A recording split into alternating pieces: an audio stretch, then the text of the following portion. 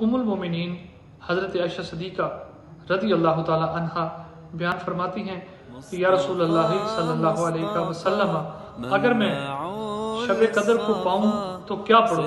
تو رسول کریم صلی اللہ علیہ وسلم نے یہ دعا بیان فرمائی، فرمایا پڑھو اللہم انک عفو تحب العفو فاعف عنی۔ فرمایا اللہ تعالیٰ اس کی برکت سے اگلے پیچھے سارے گناہ معاف فرما دیتا ہے، یعنی کہ اپنے گناہوں کی معافی اللہ سے طلب کرو۔ اور سورہ قدر میں اللہ تعالیٰ نے ارشاد فرمایا کہ انا انزلناہ فی لیلۃ القدر، کہ ہم نے اسی رات کے اندر قرآن کریم کو نازل کیا۔ پھر فرمایا وما ادراک ما لیلۃ القدر، کہ فرمایا تجھے کیا خبر کہ لیلۃ القدر کیا ہے؟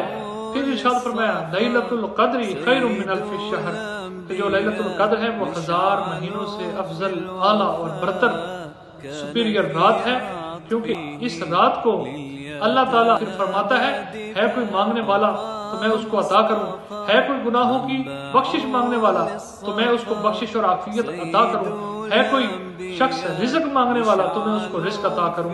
تو اللہ تعالیٰ اس کی برکت سے رزق عطا فرماتا ہے، بخشش فرماتا ہے اور گناہوں کی معافی فرماتا ہے۔ تو اس لیے ہمیں چاہیے کہ ہم حضور کی سنت کو لازم پکڑیں۔